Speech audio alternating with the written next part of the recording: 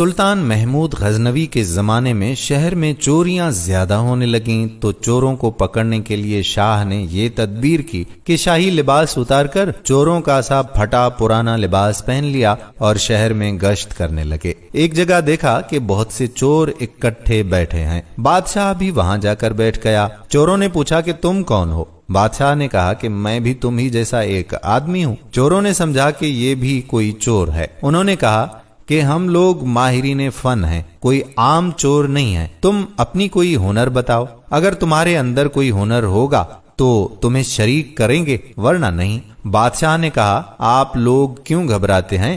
آپ لوگوں میں چوری کی جو صفت ہنر اور فن ہے، میرا ہنر اگر اس سے زیادہ پانا تو مجھے شریک کرنا ورنہ بھگا دینا۔ چوروں نے کہا کہ اچھا اپنا ہنر بتاؤ۔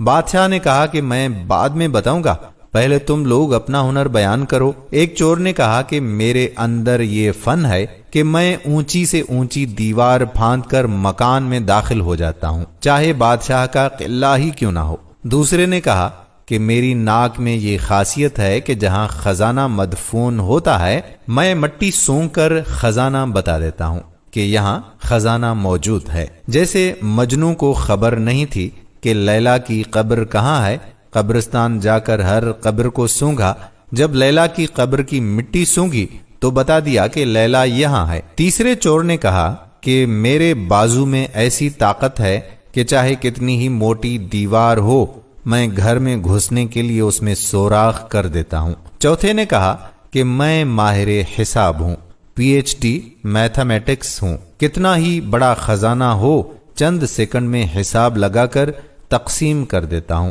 پانچویں نے کہا کہ میرے کانوں میں ایسی خاصیت ہے کہ میں کتے کی آواز سن کر بتا دیتا ہوں کہ کتا کیا کہہ رہا ہے۔ چھٹے نے کہا کہ میری آنکھوں میں یہ خاصیت ہے کہ جس کو اندھیری رات میں دیکھ لیتا ہوں دن میں اس کو پہچان لیتا ہوں۔ اب سب چوروں نے بادشاہ سے پوچھا کہ اے چور بھائی تمہارے اندر کیا خاص بات ہے؟ شاہ محمود نے کہا کہ بھائی میری داڑھی میں ایک خاصیت ہے کہ جب مجرمین کو پھانسی کے لیے جلادوں کے حوالے کر دیا جاتا ہے اس وقت اگر میری داڑھی ہل جاتی ہے تو مجرمین پھانسی کے پھندے سے چھوٹ جاتے ہیں۔ یہ سن کر چور مارے خوشی کے کہنے لگے کہ آپ تو چوروں کے قطب ہیں، جب ہم کسی مصیبت میں پھنسیں گے تو آپ ہی کے ذریعے ہم کو خلاصی ملے گی، لہذا فیصلہ یہ ہوا کہ آج بادشاہ کے یہاں چوری کی جائے، کیونکہ آج سب اراکین نہایت پاورفل ہیں اور مصیبت سے چھڑانے والا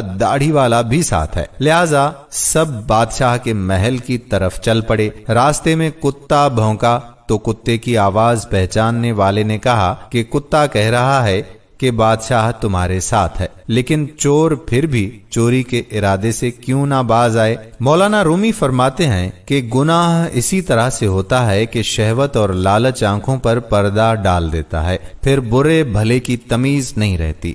جانتا ہے کہ یہ آنکھوں کا زنا ہے لیکن مغلوب ہو کر گناہ کرتا ہے، اسی لیے اسباب نے گناہ سے دوری کا حکم فرمایا تاکہ لالچ پیدا نہ ہو۔ لہذا بادشاہ کے یہاں چوری ہوئی، چوروں نے خزانہ لوٹ لیا، جنگل میں بیٹھ کر ماہر حساب نے سب کا حصہ لگا کر چند منٹ میں تقسیم کر دیا۔ بادشاہ نے کہا کہ سب لوگ اپنا اپنا پتہ لکھوا دیں تاکہ آئندہ جب چوری کرنا ہو تو ہم لوگ آسانی سے جمع ہو جائیں۔ اس طرح بادشاہ نے سب کا پتہ نوٹ کر لیا۔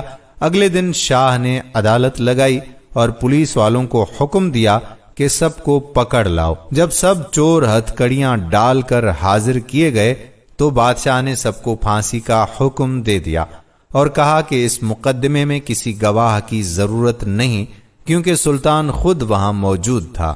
بالکل اسی طرح قیامت کے دن اللہ تعالیٰ کو کسی گواہ کی ضرورت نہیں کیونکہ جب تم بدکاریاں کر رہے تھے تو میں تمہارے ساتھ موجود تھا، لہذا اللہ تعالیٰ کو کسی گواہ کی حاجت نہیں۔ پھر قیامت کے دن جو اعضاء کی گواہی، زمین کی گواہی، فرشتوں کی گواہی اور صحیفہ اعمال کی جو گواہی پیش کی جائے گی وہ بندوں پر حجت تمام کرنے کے لیے ہوگی۔ جب 6 کے 6 چور پھانسی کے تختے پر کھڑے ہو گئے تو وہ چور جس نے بادشاہ کو دیکھا تھا اس نے پہچان لیا کہ یہ وہی بادشاہ جو رات کو ہمارے ساتھ تھا، یہ وہی آدمی ہے۔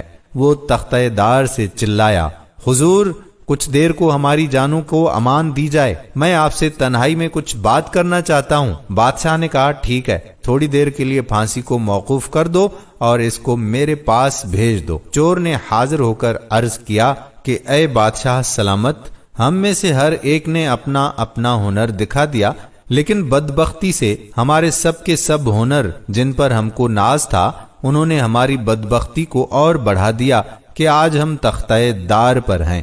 اے بادشاہ، میں نے آپ کو پہچان لیا ہے، آپ نے وعدہ فرمایا تھا کہ جب مجرموں کو تختہ دار پر چڑھایا جاتا ہے اس وقت غائیت کرم سے اگر میری داڑھی ہل جائے تو مجرمین پھانسی سے نجات پا جاتے ہیں، لہٰذا اپنے ہنر کا ظہور فرمائیے تاکہ ہماری جان خلاصہ پا جائے۔ مولانا رومی فرماتے ہیں کہ سلطان محمود نے کہا کہ تمہارے کمالات ہنر نے تو تمہاری گردنوں کو مبتلا قہر کر دیا، لیکن یہ شخص جو سلطان کا عارف تھا اس کی چشم سلطان شناسی کے صدقے میں تم سب کو رہا کرتا ہوں۔ اس قصے کو بیان فرما کر مولانا رومی فرماتے ہیں کہ دنیا میں ہر شخص اپنے ہنر پر ناز کرتا ہے، بڑے بڑے اہل ہنر اپنی بد مستیوں میں مست اور خدا سے غافل ہیں، لیکن قیامت کے دن ان کے یہ ہنر کچھ کام نہ آئیں گے اور ان کو مبتلا قہر و عذاب کر دیں گے۔ لیکن سلطان شناس جن لوگوں نے اس دنیا کے اندھیرے میں اللہ کو پہچان لیا، نگاہ معرفت پیدا کر لی، قیامت کے دن یہ خود بھی نجات پائیں گے اور ان کی سفارش گناہگاروں کے حق میں قبول کی جائے گی۔ دوستو، ہم امید کرتے ہیں کہ یہ تاریخ ساز واقعہ